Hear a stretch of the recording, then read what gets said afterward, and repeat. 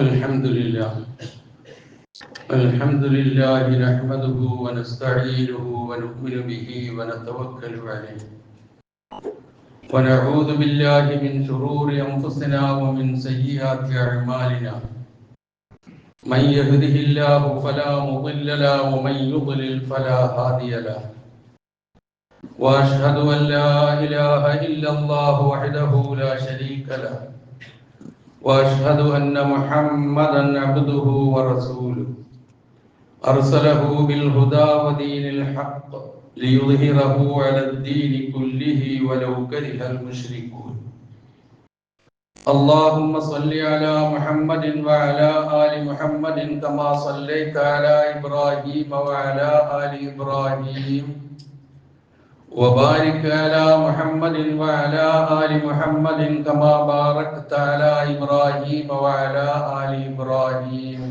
إنك حميد مجيد أما بعد فإن خير الكلام كلام الله وخير السنن سنن محمد صلى الله عليه وسلم وشر الأمور محدثاتها وكل محدثة بدعة وكل بدعة ضلالة وكل ضلالة في النار يا أيها الذين آمنوا اتقوا الله حق تقاته ولا تموتن إلا وأنتم مسلمون يا أيها الناس اتقوا ربكم الذي خلقكم من نفس واحدة وخلق منها زوجها وبث منهما رجالا كثيرا ونساء واتقوا الله الذي تساءلون به والأرحام إن الله كان عليكم رقيبا يا أيها الذين آمنوا اتقوا الله وقولوا قولا سديدا يصلح لكم أعمالكم ويغفر لكم ذنوبكم ومن يطع الله ورسوله فقد فاز فوزا عظيما أعوذ بالله من الشيطان الرجيم بسم الله الرحمن الرحيم قل اللهم مالك الملك تؤتي الملك من تشاء وتنزع الملك ممن تشاء وتعز من تشاء وتذل من تشاء بيدك الخير إنك على كل شيء قدير تولج الليل في النهار وتولج النهار في الليل وتخرج الحي من الميت وتخرج الميت من الحي وترزق من تشاء بغير حساب സഹോദരന്മാരെ സഹോദരികളെ ജീവിതത്തിന്റെ എല്ലാ മേഖലകളിലും അള്ളാഹുവിന്റെ നിയമനിർദ്ദേശങ്ങൾ പാലിച്ചുകൊണ്ട് ജീവിക്കുവാൻ മുത്തഖികളായി ജീവിക്കുവാൻ കൽപ്പിക്കപ്പെട്ടവരാണ് ഞാനും നിങ്ങളും എന്നുണർത്തുന്നു. നാം ഏവരെയും അങ്ങനെ ജീവിക്കുവാനും മരണപ്പെടുവാനും അള്ളാഹു തൗഫീഖ് ചെയ്യുമാറാകട്ടെ എന്ന് പ്രാർത്ഥിക്കുകയും ചെയ്യും. വളരെ പരിചിതമായ 2 വചനങ്ങളാണ് ഞാൻ ഓതി വെച്ചത്. സൂറ ആല ഇമ്രാനിലെ 26, 27 വചനങ്ങളാണ്. അള്ളാഹുവേ എന്ന് വിളിച്ചുകൊണ്ട് അവനെ അഭിമുഖീകരിച്ചുകൊണ്ടുള്ള ഒരു പ്രാർത്ഥനാ രൂപം. അതോടൊപ്പം തന്നെ തത്വപരമായ കുറെ യാഥാർത്ഥ്യങ്ങളും ഉൾക്കൊള്ളുന്ന വചനങ്ങളാണിത്. ഈ വചനങ്ങൾ മുഖേന പ്രാർത്ഥിച്ചാൽ പ്രാർത്ഥനയ്ക്ക് ഉത്തരം കിട്ടും എന്ന് നബി സല്ലല്ലാഹു അലൈഹി വസല്ലമ പറഞ്ഞിട്ടുള്ള വചനങ്ങൾ നമുക്ക് കാണാൻ സാധിക്കും. ഖുൽ നബിയെ പറയുക, അല്ലാഹുമ്മ മാലിക്കൽ മുൽക്ക്, സർവ ആധിപത്യങ്ങളുടെയും ഉടമസ്ഥനായ അധിപനായ അല്ലാഹുവേ, തുഖ്തിൽ മുൽക്ക, ആധിപത്യം നീ നൽകുന്നു, മൻ തശാഉ, നീ ഉദ്ദേശിച്ചവർക്ക്, വതൻസിഉൽ മുൽക്ക, ആധിപത്യം നീ നീക്കം ചെയ്യുന്നു, മിമ്മൻ തശാഉ, നീ ഉദ്ദേശിച്ചവരിൽ നിന്ന്, വതുഇസ്സു മൻ തശാഉ വതുദില്ലു മൻ തശാഉ, നീ ഉദ്ദേശിക്കുന്നവരെ നീ പ്രതാപത്തിലാക്കുന്നു, നീ ഉദ്ദേശിക്കുന്നവരെ നീ നിന്ദ്യനാക്കുകയും ചെയ്യുന്നു. ബിയദിക്കൽ ഖൈർ, നിന്റെ കൈകളിലൂടെയാണ് സർവ നന്മകളും. ഇന്നക അലാ കുല്ലി ഷൈഇൻ ഖദീർ, തീർച്ചയായും നീ എല്ലാറ്റിനും കഴിവുള്ളവനാണ്. തൂലിജുൽ ലൈല ഫിന്നഹാരി, രാത്രിയെ നീ പകലിൽ പ്രവേശിപ്പിക്കുന്നു. വതൂലിജുൻ നഹാറ ഫിൽ ലൈലി, പകലിനെ നീ രാത്രിയിൽ പ്രവേശിപ്പിക്കുന്നു. വതുഖ്രിജുൽ ഹയ്യ മിനൽ മയ്യിത്ത്, ജീവനില്ലാത്തതിൽ നിന്ന്, നിർജീവമായതിൽ നിന്ന് ജീവിയെ നീ പുറത്തു കൊണ്ടുവരുന്നു. വതുഖ്രിജുൽ മയ്യിത്ത മിനൽ ഹയ്യ്, ജീവനുള്ളതിൽ നിന്ന്, ജീവിയിൽ നിന്ന് ജീവൻ ഇല്ലാത്തതിനെയും നീ പുറത്തു കൊണ്ടുവരുന്നു. വതർസുഖു മൻ തശാഉ ബിഗൈരി ഹിസാബ്, നീ ഉദ്ദേശിക്കുന്നവർക്ക് കണക്കില്ലാതെ നീ കൊടുക്കുകയും നൽകുകയും ചെയ്യുന്നു. ഇതാണ് ഇതിന്റെ അർത്ഥം. ഇതിന്റെ ആദ്യം അല്ലാഹുമ്മ എന്ന് പറഞ്ഞുകൊണ്ട് തുടങ്ങുന്നതിനാലാണ് അതൊരു പ്രാർത്ഥനാ രൂപത്തിലാണ് എന്ന് പറയുന്ന കാരണം. അതുകൊണ്ട് തന്നെയാണ് ഇതുകൊണ്ട് പ്രാർത്ഥിച്ചാൽ ഉത്തരം കിട്ടുമെന്നും പഠിപ്പിക്കപ്പെട്ടിട്ടുള്ളത്. എന്നാൽ ഇതിൽ ഉൾക്കൊള്ളുന്ന വിഷയങ്ങൾ ഒരുപാടുണ്ട്. ഇതിൽ ഏറ്റവും പ്രധാനമായി ഊന്നി പറയുന്ന ഒരു കാര്യം, നമ്മൾ മൊത്തത്തിൽ ഇതൊന്ന് പരിശോധിച്ചാൽ എല്ലാവിധത്തിലുള്ള സ്ഥാനമാനങ്ങളും പദവികളും നന്മകളും കനിഞ്ഞേകുന്നതും അത് എടുത്തു കളയുന്നതും രാപ്പകലുകളെ നിയന്ത്രിക്കുന്നതും ജീവനുള്ളതും ജീവനില്ലാത്തതുമായ എല്ലാറ്റിനെയും സൃഷ്ടിച്ചു പരിപാലിക്കുന്നതും നീ മാത്രമാണ്. എല്ലാം നിന്റെ ഉടമസ്ഥതയിലും നിന്റെ നിയന്ത്രണത്തിലും മാത്രമാണ്. നിന്റെ ഉദ്ദേശ്യവും നിന്റെ തീരുമാനങ്ങളും അനുസരിച്ചല്ലാതെ ഒന്നും സംഭവിക്കില്ല. മറ്റാർക്കും ഇതിൽ ഏതെങ്കിലും തരത്തിലുള്ള പങ്കോ അവകാശമോ ഇല്ല. അതുകൊണ്ട് നിന്റെ ഔദാര്യവും നിന്റെ കൃപാകടാക്ഷവും ഞങ്ങളിൽ വർഷിപ്പിക്കണമേ എന്നാണ് വളരെ ചുരുങ്ങിയ രൂപത്തിൽ ഇതിന്റെ സാരം. ഇതിൽ ഊന്നിപ്പറയുന്ന കാര്യം, രണ്ടാമത്തെ വചനത്തിലേക്ക് ഒട്ടും കടക്കാൻ സമയം കിട്ടൂല. 2 വചനങ്ങളാണ് ഇതെന്ന് ഞാൻ സൂചിപ്പിച്ചുവല്ലോ. ഇതിൽ ആദ്യം പറയുന്ന കാര്യം, അധികാരവും പ്രശസ്തിയും വിജയവും ഭൗതിക ജീവിതത്തിൽ ശാശ്വതമല്ല. ഇതാണ് ഊന്നിപ്പറയുന്ന ഒരു കാര്യം. അതാണ് സർവ്വ അധികാരങ്ങളുടെയും ഉടമസ്ഥൻ നീയാണത് നൽകുന്നത്, നീയാണത് നീക്കം ചെയ്യുന്നത് എന്ന് പറയുമ്പോൾ കാര്യം വളരെ വ്യക്തമാണ്.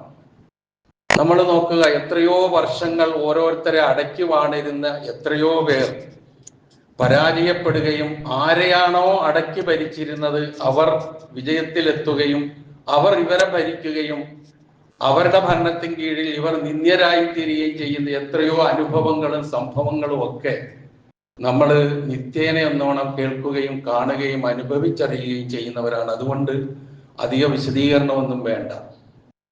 ആട്ടിയോടിക്കപ്പെട്ടവർ അധികാരത്തിലെത്തുകയും അധികാരത്തിലിരുന്നവർ ആട്ടിയോടിക്കപ്പെടുകയും അല്ലെങ്കിൽ ജയിലറകൾക്കുള്ളിലാക്കപ്പെടുകയും ചെയ്ത സംഭവങ്ങളും ചരിത്രത്തിൽ നമുക്ക് കാണാം. എത്രയോ വർഷങ്ങൾ, 100ഉം 1000ഉം വർഷങ്ങളൊക്കെ എല്ലാവരെയും അടക്കി വാണിരുന്ന എത്രയോ ഭരണാധികാരികളാണ് പരാജയത്തിന്റെ കയ്പുനീർ കുടിച്ചിറക്കിയത്. നമ്മൾ നോക്കുക, ഫിറഔന്റെയും മൂസാ നബിയുടെയും ചരിത്രം മാത്രം മതി. ചരിത്രത്തിലേക്ക് ഞാൻ പോകുന്നില്ല, ഉദാഹരണം മാത്രം സൂചിപ്പിച്ചു എന്നേ ഉള്ളൂ. ഈ വചനങ്ങൾക്കൊരു അവതരണ പശ്ചാത്തലമുണ്ട്. അതും കൂടി മനസ്സിലാക്കുമ്പോൾ ഇതിന്റെ ആഴം എത്ര വലുതാണ് എന്ന് നമുക്ക് മനസ്സിലാക്കാൻ കഴിയും. മഹാനായ ഇബ്നു അബ്ബാസ് റളിയല്ലാഹു അൻഹു പറയുകയാണ്, നബി സല്ലല്ലാഹു അലൈഹി വസല്ലമ ഒരുപാട് പ്രയാസങ്ങളും ബുദ്ധിമുട്ടുകളും നബിയും അനുചരന്മാരും അനുഭവിച്ച് അവസാനം മക്ക ജയിച്ചടക്കി. ഫത്ഹ് മക്ക ഉണ്ടായി.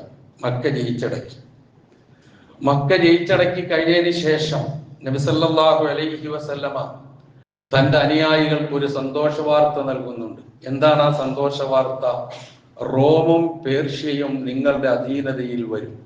ഇതാണ് ആ സന്തോഷ വാർത്ത. ഒരിക്കലും ചിന്തിക്കാൻ പറ്റാത്ത നിലയിലുള്ള 2 മഹാസാമ്രാജ്യങ്ങളാണ് റോമും പേർഷ്യയും വന്ന്. അത് എങ്ങനെ ഇവരുടെ കൈകളിൽ എത്തും എന്നുള്ളത് അന്നേ പലരും ചിന്തിച്ചതാണ്.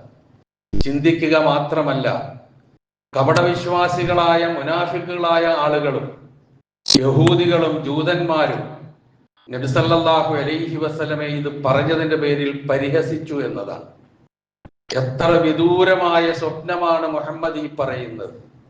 ഇതെങ്ങനെ നടക്കാനാണ്? കാരണം റോമും പേർഷ്യയും എന്ന് പറയുന്നത് പ്രതാപികളാണ്, പ്രതിരോധ ശേഷിയുള്ളവരാണ്. എന്തിനേയും ആരെയും അതിജയിക്കാൻ കെൽപ്പുറ്റവരാണ്, പ്രതിരോധ ശേഷിയുള്ളവരാണ്, ആയുധ സൈന്യ സജ്ജീകരണമുള്ള ആളുകളാണ്. അതേപോലെ തന്നെ പ്രതാപികളാണ്. റോമൻ ചക്രവർത്തി എന്നൊക്കെ പറഞ്ഞാൽ വലിയ പ്രതാപമുള്ള ആളാണ്. ആ നിലയിലുള്ള ആളുകളെ എങ്ങനെ ജയിച്ചടക്കാനാണ് മുഹമ്മദ് പറയുന്നത്? അവർ പരിഹസിച്ചു പ്രവാചകനെ. മുഹമ്മദിന് ഏതായാലും മക്ക ജയിച്ചടക്കാൻ കഴിഞ്ഞു, മദീനയും കയ്യിലുണ്ടല്ലോ, പിന്നെന്തിനാണ് റോമും പേർഷ്യയും വ്യാമോഹിക്കുന്നതും അത് കിട്ടുമെന്ന് പറഞ്ഞു വെക്കുന്നതും? ചരിത്രം നമുക്ക് പറഞ്ഞു തരുന്നുണ്ട്. റോമും പേർഷ്യയും പിന്നീട് മുസ്ലിങ്ങൾ ജയിച്ചടക്കിയില്ലേ? ചരിത്രം അത് നമുക്ക് പറഞ്ഞു തരുന്നുണ്ട്. നബി സല്ലല്ലാഹു അലൈഹി വസല്ലമ പറഞ്ഞത് വെറുതെ ആയില്ല, അത് സംഭവിച്ചു. അപ്പം ആ നിലയിൽ അതുമായി ബന്ധപ്പെട്ടാണ് ഈ വചനങ്ങൾ അവതരിച്ച് എന്നതാണ്. കാരണം ഇവിടെ ഊന്നി പറയുന്ന ഒരു കാര്യം, റോമിനും പേർഷ്യയ്ക്കുമാണ് പ്രതാപം. ആ പ്രതാപികളായ എല്ലാ കഴിവുമുള്ള ആ ആളുകളെ, ആ രണ്ട് മഹാരാഷ്ട്രങ്ങളെ ഒന്നുമില്ലാത്ത മുഹമ്മദിന്റെ ആളുകൾക്ക് എങ്ങനെ ജയിച്ചടക്കാൻ കഴിയും എന്നുള്ള ചോദ്യവും പരിഹാസവുമാണ് അവർ ഉന്നയിച്ചത്. അതിന് മറുപടി എന്നുള്ള നിലയിൽ അവതരിച്ച വചനങ്ങളാണ് അത്രേ ഇത്. ഖുലില്ലാഹുമ്മ മാലിക്കൽ മുൽക്ക് തുഅ്തിൽ മുൽക മൻ തശാഉ വതൻസിഉൽ മുൽക മിമ്മൻ തശാഉ വതുഇസ്സു മൻ തശാഉ വതുദില്ലു മൻ തശാഉ. നീ ഉദ്ദേശിച്ചവരെ നീ പ്രതാപത്തിലാക്കും, നീ ഉദ്ദേശിച്ചവരെ നീ നിന്ദ്യതയിലാക്കും. ബിയദിക്കൽ ഖൈർ, നിന്റെ കരങ്ങളിലാണ് സർവ്വ നന്മയും.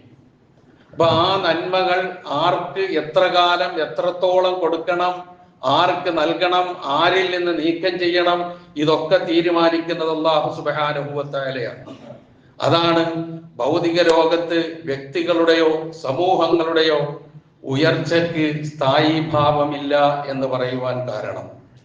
അതുപോലെ തന്നെ ആരും അജയ്യരല്ല എന്നുള്ളതും ഇതിൽ നിന്ന് നമുക്ക് മനസ്സിലാക്കാൻ സാധിക്കും. അതോടൊപ്പം തന്നെ ചിലർക്ക് കുറെ കാലം, ദീർഘകാലം, ചിലപ്പോൾ 1 ടേമോ 2 ടേമോ 3 ടേമോ ഒക്കെ അധികാരത്തിൽ ഇരുന്നു എന്ന് വന്നേക്കാം. പിന്നീട് അതങ്ങോട്ട് നഷ്ടപ്പെടുകയും പരാജയപ്പെടുകയും ആരായിരുന്നോ പരാജിതരായിരുന്നവർ അവർ ജയിച്ചടക്കുകയും ഒക്കെ ചെയ്യുന്ന എത്രയോ അനുഭവങ്ങൾ നമ്മൾ കാണുന്നു, കേൾക്കുന്നു. ഇപ്പൊ നമ്മളൊക്കെ സാധാരണ സ്പോർട്സിലും കളികളിലും ഒക്കെ താല്പര്യമുള്ളവരാണ് നമ്മിൽ പലരും.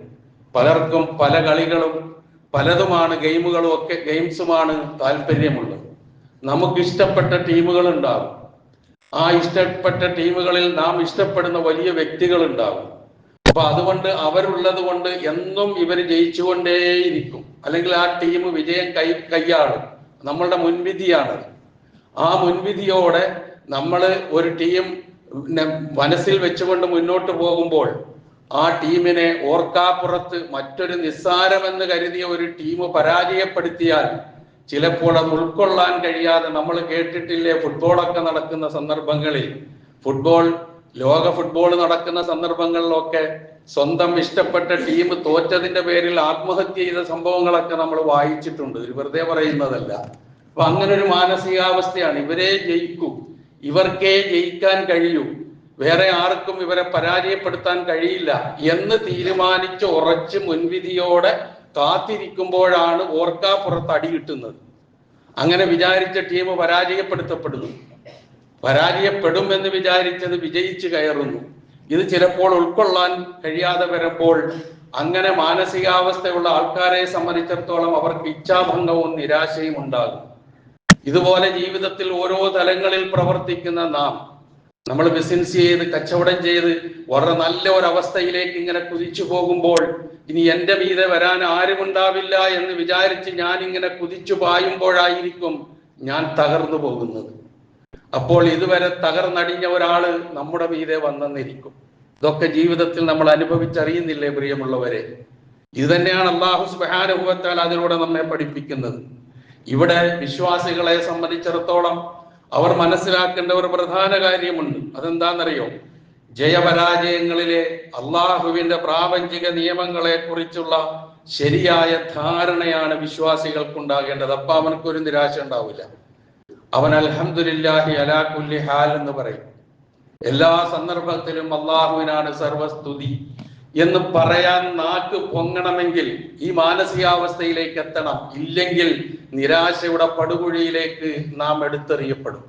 അവിടെയാണ് ആത്മഹത്യയും അതുപോലുള്ള കാര്യങ്ങളും ഒക്കെ വന്നു ഭവിക്കുന്നതെന്ന് മനസ്സിലാക്കുക.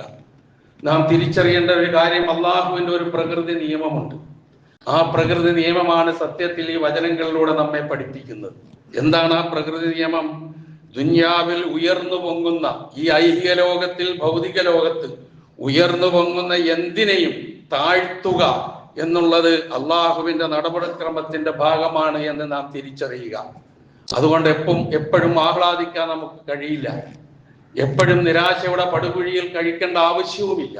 ഇങ്ങനൊരു നടപടിക്രമം അള്ളാഹുവിനുണ്ട്. ഏറ്റവും ഉന്നതിയിലെത്തുന്ന, ഉയർന്നു പൊങ്ങുന്ന എന്തിനേയും താഴ്ത്തുക അള്ളാഹുവിന്റെ നടപടിക്രമത്തിന്റെ ഭാഗമാണ് എന്ന് ഉറച്ച് വിശ്വസിച്ച് നോക്കിയേ. എന്തെങ്കിലും പ്രയാസമോ കച്ചവടത്തിൽ നഷ്ടമോ അല്ലെങ്കിൽ വിചാരിച്ച കാര്യം നടക്കാതെ വരികയോ പരാജയപ്പെടുകയോ ഒക്കെ ചെയ്യുമ്പോൾ നിരാശ ഉണ്ടാവില്ല. അപ്പൊ പറയും അൽഹംദുലില്ലാഹി അലാ കുല്ലി ഹാൽ. ഇതാണ് വിശ്വാസിയുടെ മനസ്സ്. ഇതിലേക്ക് വിശ്വാസി ഉയർത്തുകയാണ് ഈ സംഭവം. ഇതുമായി ബന്ധപ്പെട്ട് ഏറ്റവും മനോഹരവും മഹോന്നതവും ചിന്തനീയവുമായ നബി സല്ലല്ലാഹു അലൈഹി വസല്ലമയുടെ കാലത്ത് നടന്ന ഒരു ചെറു സംഭവം ഹദീസുകളിൽ നിന്ന് മനസ്സിലാക്കാൻ കഴിയുന്നത് ഇമാം ബുഖാരിയും അഹ്മദും ഒക്കെ ഉദ്ധരിച്ചിട്ടുള്ള ഒരു ഹദീസാണ്. നബി തിരുമേനി സല്ലല്ലാഹു അലൈഹി വസല്ലമയ്ക്ക് ഒരു ഒട്ടകം ഉണ്ടായിരുന്നു. ആ ഒട്ടകത്തിന്റെ പേര് അൽബാ എന്നാണ്. അൽബാ എന്നാണ് ആ ഒട്ടകത്തിന്റെ പേര്. ആ ഒട്ടകത്തിനൊരു സവിശേഷത ഉണ്ടായിരുന്നു, ലാ തുസ്ബഖ്. മറ്റൊട്ടകങ്ങളാൽ ഒരിക്കലും പരാജയപ്പെടുത്തപ്പെടാൻ പറ്റാത്ത ഒരു ഒട്ടകം. ഏതൊട്ടകവുമായി മത്സരം നടത്തിയാലും റസൂലിന്റെ ഈ അൽബാ എന്ന് പറയുന്ന ഒട്ടകം വിജയിച്ചിരിക്കും. അങ്ങനെയുള്ള ഒരൊട്ടകം നബി സല്ലല്ലാഹു അലൈഹി വസല്ലമയ്ക്ക് ഉണ്ടായിരുന്നു. ആ ഒട്ടകത്തിന്റെ കാര്യത്തിൽ പ്രവാചകനേക്കാൾ കൂടുതൽ ഊറ്റം കൊണ്ടിരുന്നത്, അഭിമാനം കൊണ്ടിരുന്നത് പ്രവാചകന്റെ അനുയായികളാണ്. ആ ഒട്ടകം ഒരിക്കൽ ഒരു അയറാബിയായ മനുഷ്യൻ, ഒരു ഗ്രാമീണനായ അറബി കയറിയിരുന്ന് യാത്ര ചെയ്യാൻ പ്രായമായ ഒരൊട്ടകവുമായി കടന്നു വരുന്നു. എന്നിട്ട് ആ അയറാബിയുടെ, ആ ഗ്രാമീണനായ അറബിയുടെ ഒട്ടകവും ഒരു ഒട്ടകത്തിനും പരാജയപ്പെടുത്തപ്പെടാൻ പറ്റാത്ത നബി സല്ലല്ലാഹു അലൈഹി വസല്ലമയുടെ അൽബാ എന്ന് പേരുള്ള ഒട്ടകവും തമ്മിൽ മത്സരം നടക്കുന്നു. ആ മത്സരത്തിൽ ഈ അയറാബിയായ മനുഷ്യന്റെ ഒട്ടകം നബി സല്ലല്ലാഹു അലൈഹി വസല്ലമയുടെ അൽബാഇനെ പരാജയപ്പെടുത്തുന്നു. ഇത് ഫശഖ്ത ദാലിക അലൽ മുസ്ലിമീൻ, പ്രവാചകന്റെ അനുയായികളായ മുസ്ലിങ്ങൾക്ക് വലിയ പ്രയാസമുണ്ടാക്കി. കാരണം അവർ ജീവനിലുപരി സ്നേഹിക്കുന്ന പ്രവാചകന്റെ ഒട്ടകമാണ് ഈ പരാജയപ്പെട്ടത്. ഇതേവരെ പരാജയം എന്താണെന്ന് അറിയാത്ത ഈ ഒട്ടകത്തെ ഈ അയറാബിയായ ഗ്രാമീണനായ അറബിയുടെ ഒരു ഒട്ടകം പരാജയപ്പെടുത്തി എന്നുള്ളത് ചിന്തിക്കാൻ പോലും കഴിയാത്ത രൂപത്തിൽ അവർ പ്രതികരിക്കുന്ന അവസ്ഥയിലേക്ക് വന്നു. പ്രയാസം പുറത്തേക്ക് ചാടുകയാണ്. നബി സല്ലല്ലാഹു അലൈഹി വസല്ലം അത് തിരിച്ചറിഞ്ഞു, മനസ്സിലാക്കി. തന്റെ അനുചരന്മാർക്ക് വലിയ വിഷമമുണ്ട് ഈ സംഭവത്തിൽ എന്ന് മനസ്സിലാക്കിക്കൊണ്ട് നബി സല്ലല്ലാഹു അലൈഹി വസല്ലമ പറഞ്ഞു, ഹഖ്ഖുൻ അലല്ലാഹി, ഹഖ്ഖുൻ അലല്ലാഹി അല്ലാ യർതഫിഅ ശൈഉൻ മിനദ് ദുനിയ ഇല്ലാ വളഅഹു. ഇതാണ് നബി സല്ലല്ലാഹു അലൈഹി വസല്ലമ പറഞ്ഞ വാചകം. ഈ വാചകമാണ് ഈ വിഷയവുമായി ഏറ്റവും കൂടുതൽ ഞാൻ പരാമർശിച്ചതുമായി ഏറ്റവും കൂടുതൽ ബന്ധപ്പെടുന്നത്. എന്താണ് നബി സല്ലല്ലാഹു അലൈഹി വസല്ലമ പറഞ്ഞത്? ഹഖ്ഖുൻ അലല്ലാഹ്, അല്ലാഹുവിന്റെ മേൽ ബാധ്യതയാണ്. എന്താണ് ബാധ്യത? അല്ലാ യർതഫിഅ ശൈഉൻ മിനദ് ദുനിയ, ദുനിയാവിൽ ഉയർന്നു വരുന്ന എന്തിനേയും ഇല്ലാ വളഅഹു, താഴ്ത്തിക്കളയുക എന്നുള്ളത് അല്ലാഹുവിന്റെ ബാധ്യതയാണ്. അതൊരു പ്രകൃതി നിയമമാണ്. നമ്മളൊന്ന് ആലോചിച്ച് നോക്ക്. അങ്ങനെ ഒരു അവസ്ഥ ഇല്ലെങ്കിൽ എന്നും ഒരു കൂട്ടർ, ഒരാൾ തന്നെ വിജയിച്ചിങ്ങനെ പോവുക, ഒരു വിഭാഗം തന്നെ വിജയിച്ചിങ്ങനെ പോവുക, ആ ഒരവസ്ഥ വന്നാൽ എന്തായിരിക്കും പ്രപഞ്ചത്തിന്റെ അവസ്ഥ? ഒരു സമതുലിതാവസ്ഥ ഉണ്ടാവില്ല. ഒരു കൂട്ടർ അങ്ങനെ പോയിക്കൊണ്ടിരിക്കും, മറു കൂട്ടർ ഇങ്ങനെ ഇങ്ങോട്ടും പോയിക്കൊണ്ടിരിക്കും. അത് ഉണ്ടായിക്കൂടാന്നുള്ളത് അള്ളാഹുവിന്റെ നിയമമാണ്.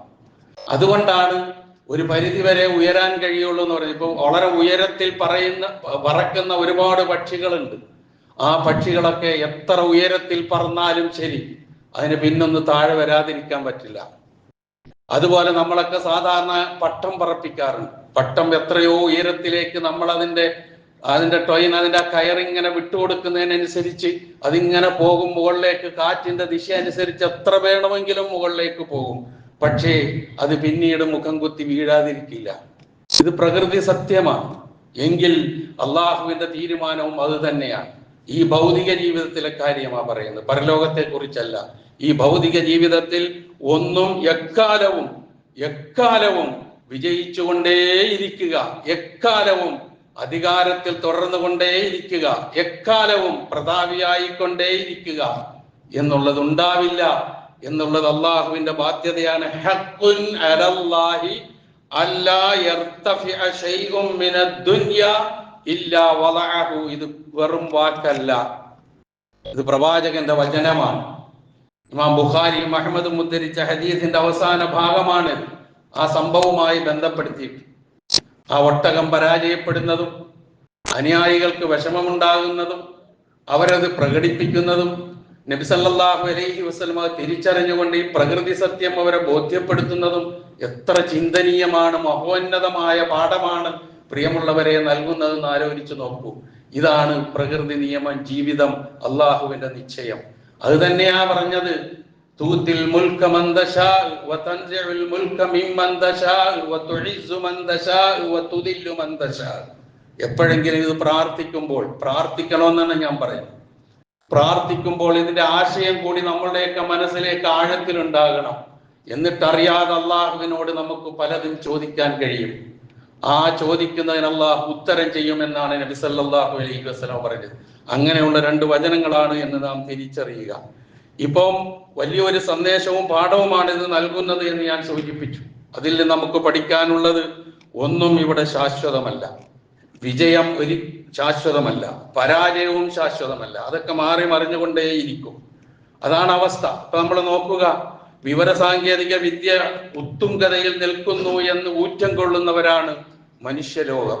ശരിയാണ്, ഒരുപാട് മാറ്റങ്ങൾ, ഒരുപാട് പരിവർത്തനങ്ങൾ തീർച്ചയായും വിവരസാങ്കേതിക വിദ്യ കൊണ്ടുണ്ട് എന്നുള്ളത് നിമിഷവും അടുത്തറിയുന്നവരാണ് നമ്മൾ. അതൊന്നും നമുക്ക് നിഷേധിക്കാൻ കഴിയില്ല.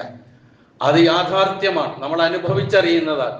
അങ്ങനെ വിവര സാങ്കേതിക വിദ്യയുടെ ഉത്തുംഗതയിൽ നിൽക്കുന്ന മനുഷ്യൻ ചിലപ്പോൾ അവന്റെ ആ കഴിവിൽ ഊറ്റം കൊണ്ടുപോകും. അവന്റെ ആ കഴിവ് ആര് നൽകിയെന്ന് അവൻ ചിന്തിക്കുന്നില്ല. അപ്പം അവന്റെ ആ കഴിവിനപ്പുറം വരാൻ ഒന്നുമില്ല എന്നുള്ള ജൽപ്പനത്തിലേക്കാണ് അവൻ അങ്ങനെ പോയിക്കൊണ്ടിരിക്കുക. ആ ജൽപ്പനങ്ങളുടെ പരിണിത ഫലമായി അതിന്റെ പളപളപ്പിൽ റബ്ബിനെ തന്നെ ചോദ്യം ചെയ്യും. എന്തല്ല, ഏതല്ല, എന്ത് മതം, എന്ത് ദീൻ, എന്ത് ഖുർആൻ, ഏത് പ്രവാചകൻ എന്നൊക്കെ ചോദിക്കുകയും അവഹേളിക്കുകയും പരിഹസിക്കുകയും നിന്ദിക്കുകയും ചെയ്യുന്ന അവസ്ഥയിലേക്ക് പോകും. സത്യത്തിൽ ശാസ്ത്രീയമായ ഏതെങ്കിലും ഗവേഷണങ്ങളോ നിരീക്ഷണങ്ങളോ കണ്ടുപിടുത്തങ്ങളോ നടത്തുന്നവർ അറിയാതെ അള്ളാഹുവിന്റെ കഴിവിലേക്ക്, സ്വന്തം കഴിവില്ലായ്മയിലേക്കും എത്തേണ്ടതാണ്. അങ്ങനെ എത്തിയ ശാസ്ത്രജ്ഞന്മാരൊക്കെ ലോകത്തുണ്ടല്ലോ. തീരെ ഇല്ല എന്ന് നമുക്ക് പറയാൻ കഴിയില്ല. അപ്പൊ അതാണ് അവസ്ഥ. പക്ഷേ മനുഷ്യൻ അങ്ങനെയല്ല. അവനൊരിത്തിരി എന്തെങ്കിലും ഉണ്ടായാൽ അതോടുകൂടി അവൻ അഹങ്കരിക്കുകയാണ്. അവനിത്തിരി അധികാരം കയ്യിലുണ്ടെങ്കിൽ അഹങ്കാരമായി മാറുന്നു, പദവി കയ്യിലുണ്ടെങ്കിൽ അഹങ്കാരമായി മാറുന്നു. അങ്ങനെ അഹങ്കാരത്തിലേക്ക് മാറിക്കൊണ്ട് ഇനി എനിക്കൊന്നിനെയും കൂസേണ്ട ആവശ്യമില്ല എന്നുള്ളൊരു തോന്നലിലേക്ക് അവൻ എത്തുന്നു. ആരെ പരിഗണിക്കണം, എത്ര പേരെ കൊന്നൊടുക്കിയാൽ എന്താണ്, ഒരു പ്രശ്നവും എനിക്കില്ല അല്ലെങ്കിൽ ഞങ്ങൾക്കില്ല എന്നുള്ള ചിന്താഗതിയിൽ ഇങ്ങനെ നീങ്ങുമ്പോൾ ചില ഉണർത്തലുകൾ ഇടയ്ക്കിടെ അല്ലാഹു സുബ്ഹാനഹു വ തആല നടത്തും. ചില ഉണർത്തലുകൾ, ചില ഓർമ്മപ്പെടുത്തലുകൾ. അങ്ങനെയുള്ള ഒരു ഓർമ്മപ്പെടുത്തലാണ് ഈ അടുത്ത ദിവസമായി ഏറ്റവും കൂടുതൽ ചർച്ച ചെയ്യപ്പെടുന്ന ലോസ് ഏഞ്ചൽസിലെയും കാലിഫോർണിയയിലെയും തീ പടർന്നു പിടിച്ചത്, കാട്ടുതീ പടർന്നു പിടിച്ചത്. എത്രയോ പാലസുകൾ തകർന്നടിഞ്ഞു, എത്രയോ കോടീശ്വരന്മാരുടെ സ്ഥലങ്ങൾ ഇല്ലാതെയായി, എത്രയോ ഏക്കർ സ്ഥലം കത്തി നശിച്ചു, എത്രയോ ബില്യൺ കണക്കിന് ഡോളറുകളുടെ നാശനഷ്ടമുണ്ടായി, മരണങ്ങൾ സംഭവിച്ചു. ഇതൊക്കെ വെറുതെ നമ്മളിങ്ങനെ ഏതെങ്കിലും ഒരു കൂട്ടരെ ഭീഷണിപ്പെടുത്താനോ അവരെ ഇകഴ്ത്താനോ വേണ്ടി ഉപയോഗപ്പെടുത്താനല്ല ഞാൻ ഇത് സൂചിപ്പിക്കുന്നത്. നമുക്ക് പാഠം ഉൾക്കൊള്ളാനുണ്ട് ഇതിൽ നിന്നൊക്കെ. ഇത് നൽകുന്ന ഒരു സന്ദേശമുണ്ട്. ഇത് ചിലപ്പോൾ അള്ളാഹുവിന്റെ ശിക്ഷയാകാം, ചിലപ്പോൾ അള്ളാഹുവിന്റെ പരീക്ഷണമാകാം. മനുഷ്യർക്ക് വന്നു ഭവിക്കുന്ന വൻ ദുരന്തങ്ങളിൽ ഒരിക്കലും നമ്മൾ സന്തോഷിച്ചുകൂടാ. കാരണം നാളെ നമ്മുടെ അവസ്ഥ എന്താണെന്ന് പറയാൻ കഴിയില്ല. നാളെ നമ്മളാരും ഇതിന് അതീതരല്ലല്ലോ, നമ്മളും ഇതിന് അധീനരാണെന്നുള്ള ബോധം നമുക്ക് വേണം. അപ്പോൾ നാം ചെയ്യേണ്ടത് മനസ്സറിഞ്ഞ് അള്ളാഹുവിനോട് ഇത്തരത്തിലുള്ള പ്രയാസങ്ങളിൽ നിന്ന് രക്ഷപ്പെടാനുള്ള ആത്മാർത്ഥമായ പ്രാർത്ഥനയാണ് നമ്മിൽ നിന്നുണ്ടാകേണ്ടത്. ഒപ്പം ഞാൻ മനുഷ്യൻ മാത്രമാണ്. ഞാൻ എത്ര ഉയർന്നാലും, എത്ര അധികാരം കിട്ടിയാലും, എത്രമാത്രം ആധുനിക സജ്ജീകരണങ്ങൾ കൂട്ടിയൊരുക്കിക്കൊണ്ട് എത്ര എല്ലാറ്റിനെയും ഇല്ലായ്മ ചെയ്യാൻ എനിക്ക് കഴിയുമെങ്കിലും മനുഷ്യൻ എന്ന ഞാൻ ഒരിക്കൽ പിടിവീഴപ്പെടും, എന്നെയും പിടികൂടും എന്നുള്ള ഒരു ബോധം മനുഷ്യ മനസ്സിലുണ്ടാക്കി തീർക്കുക എന്നുള്ളതാണ് സത്യത്തിൽ ഇങ്ങനെയുള്ള കാര്യങ്ങളിലൂടെ നമുക്ക് പഠിക്കാൻ കഴിയുക. അതുപോലെ പൂർവിക സമുദായങ്ങൾ ഇതുപോലെ നിഗളിച്ച സന്ദർഭങ്ങളിലൊക്കെ അല്ലാഹു സുബ്ഹാനഹു വ തആല ശിക്ഷിച്ച സംഭവങ്ങൾ ഖുർആനിലുടനീളം നമുക്ക് കാണാൻ കഴിയും. അവിടെയും അതൊക്കെ അവസാനിപ്പിക്കുന്നിടത്തും പാഠം ഉൾക്കൊള്ളാനും, കണ്ടറിയാനും, കേട്ടറിയാനും, തൊട്ടറിയാനും, മനസ്സിലാക്കാനും, പരിവർത്തനത്തിന് വിധേയമാകുവാനുമുള്ള ആഹ്വാനമാണ് ഇവിടെ എല്ലാം നൽകുന്നത് എന്ന് നാം മനസ്സിലാക്കേണ്ടതുണ്ട്. അപ്പോൾ അല്ലാഹു സുബ്ഹാനഹു വ തആലയുടെ ഒരു പ്രകൃതി നിയമമാണ് എന്ത്? ഈ ഭൗതിക ജീവിതത്തിൽ എപ്പോഴും ഒരു ഉന്നതി തന്നെ ആയിരിക്കൂല. ആ ഉന്നതിയിൽ നിന്ന് താഴേക്ക് വീഴാം.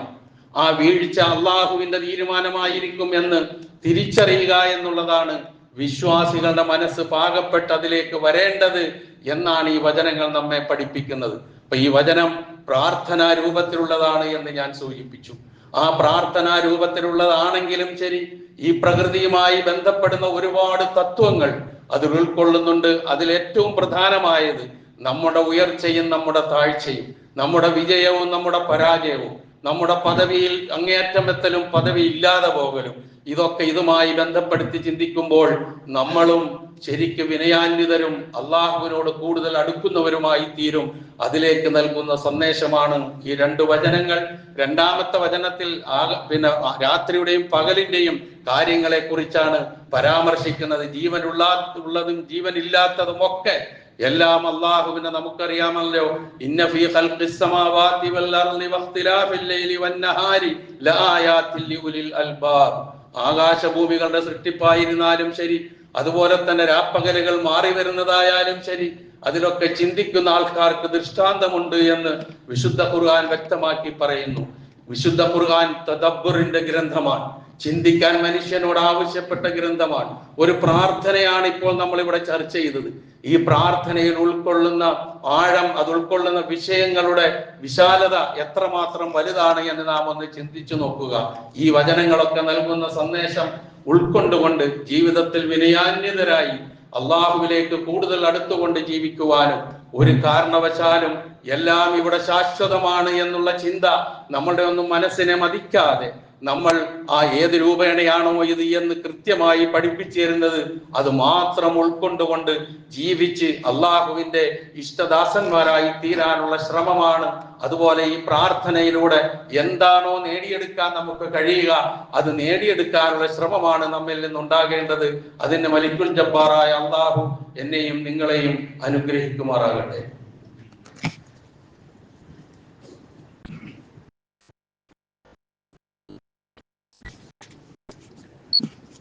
അൽഹംദുലില്ലാ അല്ലദീ ഹദാനാ ലിഹാദാ വമാ കുന്നാ ലിനഹ്തദിയ ലൗലാ അൻ ഹദാന അല്ലാഹ് വസ്സലാത്തു വസ്സലാമു അലാ അഷ്റഫിൽ അംബിയാഇ വൽ മുർസലീൻ വഅലാ ആലിഹി വസഹാബിഹി വമൻ തബിഅഹും ബിഇഹ്സാനിൻ ഇലാ യൗമിദ്ദീൻ. അമ്മാ ബഅദ്. ഇത്തഖുല്ലാഹ ഇബാദല്ലാഹ്. ഒരിക്കൽ കൂടി അള്ളാഹുവിന്റെ ആജ്ഞാനുവർത്തികളായി ജീവിക്കുവാൻ ഞാൻ ഉണർത്തുന്നു.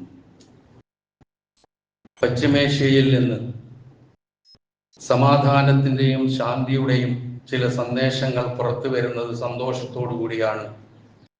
ഞാനും നിങ്ങളും എന്ന് മാത്രമല്ല, ലോകം ഒന്നാകെ അതിനെ വിലയിരുത്തിക്കൊണ്ടിരിക്കുന്നത്. 2023 ഒക്ടോബർ 7 ആരംഭിച്ച ഫലസ്തീൻ ഇസ്രായേൽ യുദ്ധം 15 മാസം പിന്നിട്ടു. ഒരുപാട് നാശനഷ്ടങ്ങൾ, ഒരു കൂട്ടരുടെ വംശഹത്യ ലക്ഷ്യം വെച്ചുകൊണ്ടുള്ള നീക്കം, എല്ലാത്തിനെയും ഇല്ലാതാക്കാതെ മാറില്ല. ഞാൻ നേരത്തെ ആമുഖത്തിൽ പറഞ്ഞ ഒന്നാമത്തെ ഖുതുബയിൽ പറഞ്ഞ വിഷയങ്ങൾ ഒന്ന് ബന്ധപ്പെടുത്തണം നമ്മൾ ഇതുമായി.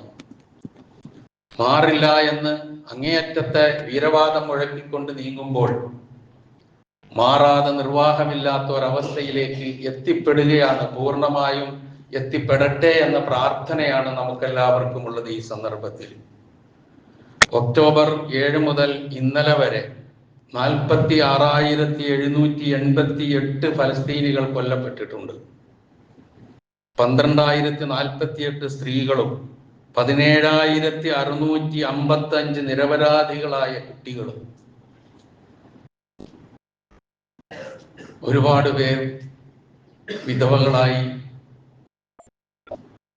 ഏതാണ്ട്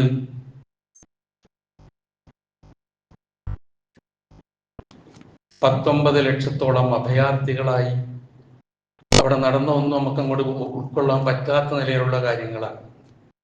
അപ്പൊ ഈ ഒരവസ്ഥ എത്തി. അത് യുദ്ധം തുടങ്ങിയ അന്ന് മുതൽ പ്രധാനമായും ഇത് ഇല്ലാതാക്കാനുള്ള മധ്യസ്ഥ ശ്രമമായി ഇറങ്ങിയ 2 രാഷ്ട്രങ്ങളുണ്ട്. ഒന്ന് ഖത്തറും ഒന്ന് ഈജിപ്തും. അവർ രണ്ടാളും ചെയ്ത സേവനങ്ങൾ അതതിന്റെ പൂർത്തീകരണത്തിലേക്ക് എത്തുമെന്ന പ്രതീക്ഷയിലാണ് ലോകം മുഴുവൻ. ഫലസ്തീനികൾ ഏതാണ്ട് ആ വെടിനിർത്തൽ കരാറ് അംഗീകരിച്ച് മുന്നേറുമ്പോൾ ജൂതന്മാർ പൂർണ്ണമായ മനസ്സോടെ അത് അംഗീകരിക്കാൻ തയ്യാറില്ലാതെ കരാറ് പ്രഖ്യാപിക്കപ്പെട്ടതിന് ശേഷം, കരാറ് നടപ്പിൽ വരിക ഞായറാഴ്ചയാണ്. ഞായറാഴ്ച മുതൽ വെടിനിർത്തൽ എന്നുള്ളതാണ്, യുദ്ധം അവസാനിപ്പിക്കുക എന്നുള്ളതാണ് ഈ സമാധാന സന്ദേശത്തിന്റെ അല്ലെങ്കിൽ മധ്യസ്ഥന്മാരുടെ തീരുമാനം. അത് ഏതാണ്ട് ഒരു വിഭാഗം അംഗീകരിച്ചു. 2 വിഭാഗവും അംഗീകരിക്കുമ്പോഴല്ലേ നിൽക്കുള്ളൂ. മറ്റൊരു വിഭാഗം അഥവാ ഇസ്രായേല് കഴിഞ്ഞ ദിവസവും ഏതാണ്ട് 81 പേരെ കൊന്നൊടുക്കി. അതാണ് ജൂത മനസ്സ്. വഞ്ചനയുടെ, ചതിയുടെ മനസ്സാണ് അവർക്ക് എപ്പോഴും ഉള്ളത്. ചരിത്രം അതാണ് പറഞ്ഞു തന്നിട്ടുള്ളത്. മൂസാ നബിയുടെ കാലം മുതലുള്ള ഇസ്രായേൽ ചരിത്രം എടുത്ത് പരിശോധിച്ച് നോക്ക്. ബനു ഇസ്രായേലിന്റെ ചരിത്രം അതല്ലാതില്ല. എന്നാലും അവരിൽ നല്ല മനുഷ്യരുണ്ട്. അവരൊക്കെ ആഹ്ലാദത്തിലാണ് ഇതെങ്ങനെയെങ്കിലും നിൽക്കാൻ പോകുന്നു എന്നുള്ള നിലയിൽ. ഇനി ജൂതന്മാരവരുടെ സ്വഭാവം അനുസരിച്ച് ഞായറാഴ്ച വരെ ഇനി 1-2 ദിവസമുണ്ട്. കിട്ടാവുന്നതും കൊല്ലാവുന്നതിനെയൊക്കെ കൊന്നൊടുക്കിയിട്ട് ഇനി പ്രഖ്യാപനത്തിലേക്ക് വരുമോ ഇല്ല അറിയില്ല. അള്ളാഹു അങ്ങനൊരു ദുഷ്ട മനസ്സ് അവർക്ക് നൽകാതിരിക്കട്ടെ എന്ന് നമുക്ക് പ്രാർത്ഥിക്കാം. ഏതായിരുന്നാലും ആധുനിക ചരിത്രത്തിലെ ഏറ്റവും ക്രൂരമായ ഒരു യുദ്ധമായിരുന്നു ഈ 15 മാസത്തോളം നടന്നുകൊണ്ടിരുന്നത്. ഇപ്പൊ 3 ഘട്ടങ്ങളായുള്ള വെടിനിർത്തലാണ് കരാറിൽ വരുന്നത്. ഞായറാഴ്ച അത് പ്രാബല്യത്തിൽ വരും. ഇൻഷാ അല്ലാഹ് വരുമാറാകട്ടെ. അവരുടെ ആ പ്രയാസത്തെ അള്ളാഹു അകറ്റി കൊടുക്കുമാറാകട്ടെ എന്ന് നമുക്ക് പ്രാർത്ഥിക്കാം. നമ്മളൊന്നും യുദ്ധത്തിന്റെ കെടുതികൾ അറിയാത്തവരാണ്. അതുകൊണ്ടൊന്നും ഇതൊന്നും ഉൾക്കൊള്ളാൻ പെട്ടെന്ന് എനിക്കും നിങ്ങൾക്കും കഴിഞ്ഞെന്ന് വരില്ല. അപ്പം അതുപോലെ തന്നെ ഇനി പാകപ്പെടാനുള്ള മനസ്സ് ജൂത മനസ്സാണ്, ഇസ്രായേലിന്റെ മനസ്സാണ്. ആ പരുഷതയിൽ നിന്ന് അള്ളാഹു അവരെ മുക്തരാക്കുകയും അവരുടെ മനസ്സിന് അള്ളാഹു സുബ്ഹാനഹു വ തആല ഇതുമായി സഹകരിക്കാനുള്ള പൂർണ്ണ മനസ്സ് അള്ളാഹു നൽകി അനുഗ്രഹിക്കുകയും ചെയ്യുമാറാകട്ടെ എന്ന് പ്രാർത്ഥിക്കാം. ഇവരുടെ നന്മയ്ക്ക് വേണ്ടി, നമ്മുടെ ഫലസ്തീനികളുടെ നന്മയ്ക്ക് വേണ്ടി. അതോടൊപ്പം തന്നെ ഏതാണ്ട് 3 വർഷമായി നടക്കുന്നുണ്ട് റഷ്യയും യുക്രൈനും തമ്മിലുള്ള യുദ്ധം. എവിടെ യുദ്ധം നടന്നാലും ആ യുദ്ധം ഉണ്ടാക്കി തീർക്കുന്ന ഭവിഷ്യത്ത് നല്ലതല്ല എന്നുള്ളത് ഉറപ്പാണ്. അപ്പൊ എല്ലായിടവും സമാധാനവും ശാന്തിയും ഉണ്ടാകാവുന്ന അവസ്ഥ. എനിക്ക് സൂചിപ്പിക്കാനുള്ളത്, ഉണർത്താനുള്ളത്, ഈ കരാറ് അത് ഫലവത്താകുവാനും 2 കൂട്ടരും അത് പൂർണ്ണ മനസ്സോടെ അംഗീകരിച്ച് അവിടുത്തെ ജനങ്ങൾക്ക് നഷ്ടപ്പെട്ടു പോയ ആ സന്തോഷം തിരിച്ചു വരാനും, നഷ്ടപ്പെട്ടു പോയവരൊക്കെ പോയി, ഇനി അവരെ തിരിച്ചു കിട്ടൂല. നഷ്ടപ്പെട്ടു പോയതും പോയി. പക്ഷെ ഇനി ഉള്ളവർക്കെങ്കിലും, ലക്ഷക്കണക്കിന് ആൾക്കാരാണ് പോയി കഴിഞ്ഞേക്കുന്നത്. ഇവിടുത്തെ കണക്കുകളൊക്കെ കൃത്യമായി മീഡിയകളിൽ വരുന്നുണ്ട്. സങ്കടം തോന്നും നമുക്കത് വായിച്ചു നോക്കിയാൽ. അപ്പൊ അങ്ങനെയൊക്കെയുള്ള ഒരു അവസ്ഥയുണ്ട്. അതിൽ നിന്നൊക്കെ മുക്തരായി അവർക്ക് ശാശ്വതമായ സമാധാനം ആ പ്രദേശത്തും ലോകത്തും ഉണ്ടാകുവാനുള്ള ആത്മാർത്ഥമായ പ്രാർത്ഥനയാണ് നമ്മിൽ നിന്നുണ്ടാകേണ്ടത്. ആ പ്രാർത്ഥനകൾ അള്ളാഹു നമ്മിൽ നിന്ന് സ്വീകരിക്കുമാറാകട്ടെ. ആ ഭാഗത്ത് അള്ളാഹു സുബ്ഹാനഹു വ തആല ശാന്തിയും സമാധാനവും കൈവരാനുള്ള സർവ്വ സാഹചര്യങ്ങളും ഒരുക്കി കൊടുക്കുമാറാകട്ടെ. ഇത്തരം മർദ്ദിതരുടെ മോചനം അള്ളാഹു സുബ്ഹാനഹു വ തആല എളുപ്പമാക്കി കൊടുക്കുമാറാകട്ടെ. മർദ്ദകരുടെ പരാജയം അള്ളാഹു എളുപ്പമാക്കുമാറാകട്ടെ. എല്ലാവിധത്തിലുള്ള പ്രയാസങ്ങളിൽ നിന്നും ഏവരെയും അള്ളാഹു കാത്തുരക്ഷിക്കുമാറാകട്ടെ. അതുപോലെ തന്നെ നമ്മിൽ നിന്ന് മരണപ്പെട്ടുപോയവരുടെ പാപങ്ങൾ അള്ളാഹു പുറത്തു കൊടുക്കുമാറാകട്ടെ. കഴിഞ്ഞ വെള്ളിയാഴ്ചക്കും ഇന്നിനും ഇടയിൽ പലരും നമ്മളെ അറിയുന്ന പലരും മരണപ്പെട്ടു പോയിട്ടുണ്ട്. അള്ളാഹു സുബ്ഹാനഹു വ തആല അവർക്കൊക്കെ മഗ്ഫിറത്തും മർഹമത്തും നൽകുമാറാകട്ടെ. നമ്മിൽ നിന്ന് രോഗങ്ങൾ കൊണ്ട് വിഷമിക്കുന്നവരുടെ രോഗങ്ങളെ അള്ളാഹു ശിഫയാക്കി കൊടുക്കുമാറാകട്ടെ. പ്രയാസങ്ങൾ അനുഭവിക്കുന്നവരുടെ പ്രയാസങ്ങളെ അള്ളാഹു ദൂരീകരിച്ചു കൊടുക്കുമാറാകട്ടെ. നമ്മുടെ ഈ പള്ളിയിൽ സ്ഥിരമായി വരുന്ന ഒരു സഹോദരി വീണ് അപകടം സംഭവിച്ച് ശസ്ത്രക്രിയക്ക് വിധേയയായി ഹോസ്പിറ്റലിൽ കഴിയുകയാണ്. അള്ളാഹു സുബ്ഹാനഹു വ തആല ആ സഹോദരിയുടെ വേദന ലഘൂകരിച്ചു കൊടുക്കുമാറാകട്ടെ. പൂർണ്ണ ശിഫ എത്രയും പെട്ടെന്ന് അള്ളാഹു നൽകി അനുഗ്രഹിക്കുമാറാകട്ടെ. എല്ലാവിധത്തിലുള്ള ദുരിതങ്ങളിൽ നിന്നും പ്രയാസങ്ങളിൽ നിന്നും നമ്മെയും നമ്മുടെ കുടുംബാദികളെയും നമ്മുടെ മക്കളെയും പേരക്കിടാങ്ങളെയും നമ്മുടെ നാടിനെയും അള്ളാഹു സുബ്ഹാനഹു വ തആല കാത്തു രക്ഷിക്കുമാറാകട്ടെ.